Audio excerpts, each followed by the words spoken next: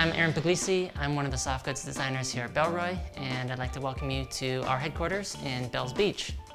We're about an hour and a half down the surf coast from Melbourne, Australia, and today we're going to be making some bags for the second episode of the Maker's Mystery Box series for Carryology.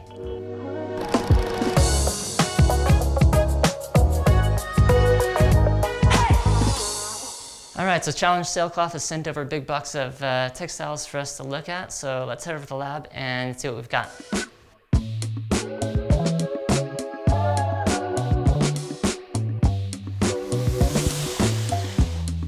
right, let's see what we've got here.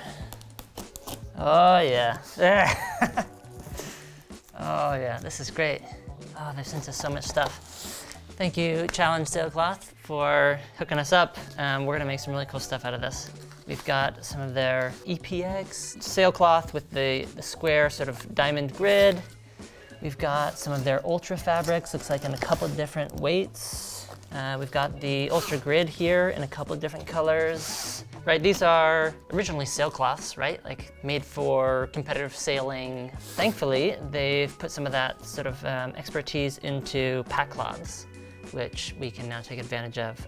They're adding in these plies of this higher tenacity, higher strength elements through the laminations that give you really good tear strength and structure in the fabrics. Really just beautiful laminations. They've got their ultra fabric, which is messing around with these sort of woven, ultra high molecular weight polyethylenes. And they're just gorgeous. The different textures and patterns you get, the shadowing you get through some of these textures, right? So you see the grid on one side and then it shadows through on the other.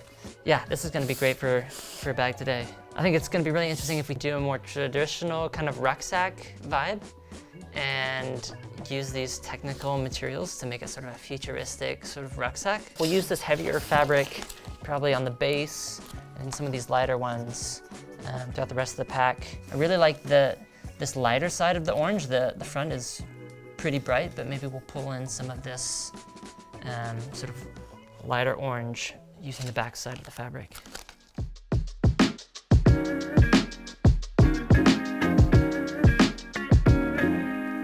All right, so I think I've got the concept figured out. It's gonna be fairly boxy main section, but we're gonna add a large sort of front pocket that adds a bit of character. It'll have two sort of straps that hold the top pocket in place.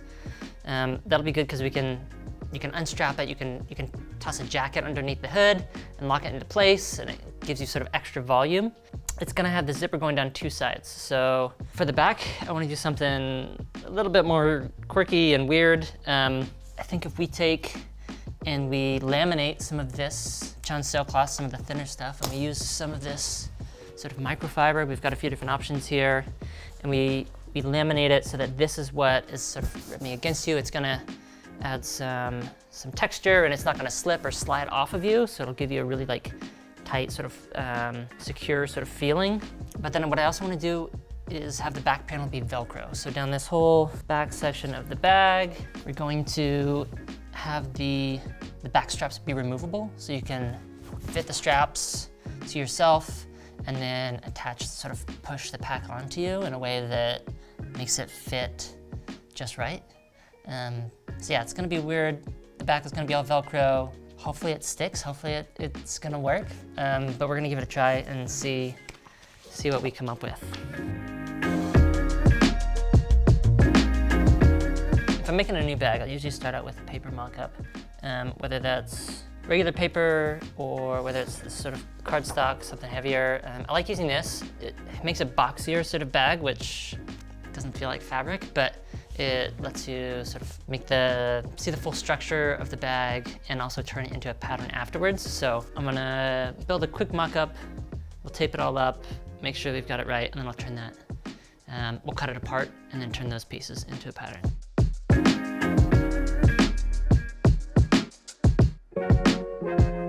We've built the basic shape. We've got the front panel with the pocket on it, and then we've got our back panel. We have the main gusset down the side, but we're also gonna run these sort of angled, chamfered sort of gussets down both sides as well. And that's gonna give us a place to insert our webbing for the top pocket. So that'll run down both sides and enter these 2 points there. The zipper is gonna run over the top and down one side. So this side won't have any zipper on it. This is gonna be the tricky part, is the Velcro. So we're gonna have most of this panel be the loop. And we're gonna run it down, I think, onto this base. We'll have this seam is gonna run along here, but then this panel will fold across this point here so that we can just do a single piece of loop that runs down. That'll be sort of a soft sort of thing, and it can be adjusted with how you wanna wear it. We'll just kinda have to see how that goes, and with the waistband and how it attaches, play that one by ear. But this should get us started. I'll cut this apart sort of along these different seam lines, and we can get the pattern ready and start sewing.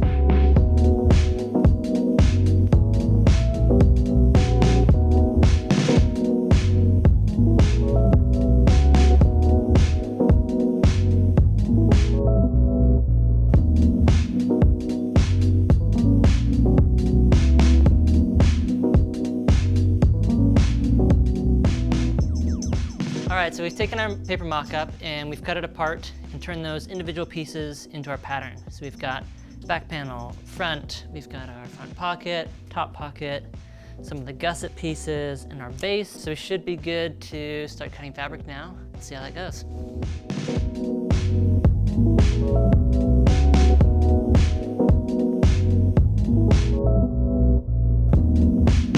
Very, very difficult to cut. The scissors are not doing it.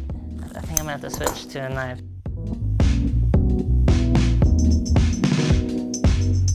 All right, so we've got our pattern pieces down on our fabric. We've traced out the pieces themselves, and we've got all our different alignment points set up, so we should be good. We started cutting. This stuff is really, really tough. It's the Ultra 400 White Lightning. You get that shadow of the grid coming through the back. This is gonna make a really great pack because it's so darn tough. Like, even just trying to cut it with the scissors, like, it's a lot tougher than I thought it would be.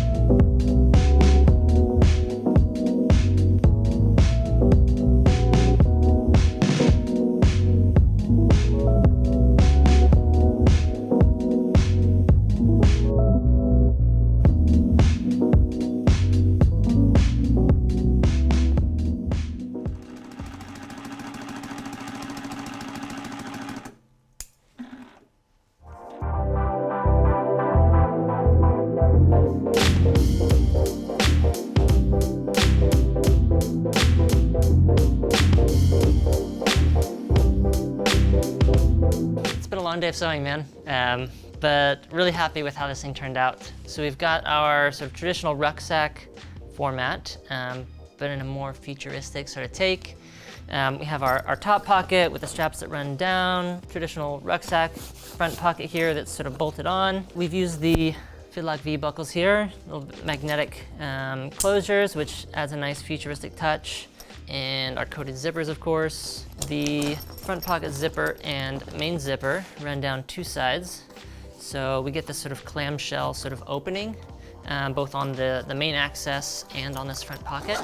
And we've got that nice orange hit that when this pocket is a little bit less full, you get a nice sort of glow of that orange through this body fabric. Plenty of space in this front zone, open section in that main area. And then this top pocket is a really nice place to store smaller items. The zipper runs down across the top and then down a bit on both sides. So you get really good access into that top section. Both the webbing adjusters here on the back and these fidlocks can be adjusted. So if you want to, you can sort of move this up and fit a jacket under there. Lets you carry just a little bit more volume. At the end of the zips, I've tossed on these really long, kind of playful sort of tabs that make it easy to open and close the zips. And then on the back panel, we've got, first of all, this nice orange sort of shadow coming through, and we've used the loop here on the back panel as well as some on the base. And this lets us use this sort of removable, adjustable strap system. So you can slide this up and down depending on how you need to. These straps, they're adjustable again, like I said. You can take the Velcro off of there and adjust them. So I've used just a single layer of the challenge sailcloth here for the straps, and I'm really curious how this is gonna wear over time, but it should fit really nicely across the shoulders and contour really well. Then I have the aluminum webbing adjusters down here as well. All right, it's been a long day of sewing, but we've come up with something really interesting, and I hope you enjoy it. Thanks for watching. Carry on.